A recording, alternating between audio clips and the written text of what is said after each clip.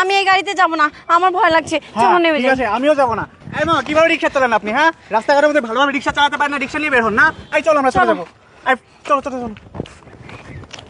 কি আজব, আমার কি দোষ?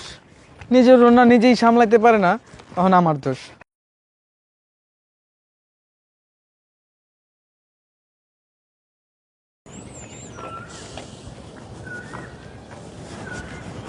মা, সারাদিন রিক্সা চালায় কত টাকা কামাও? হ্যাঁ, না মা, আল্লাহ রিজেকে যেটা রাখছে এটাই হয়।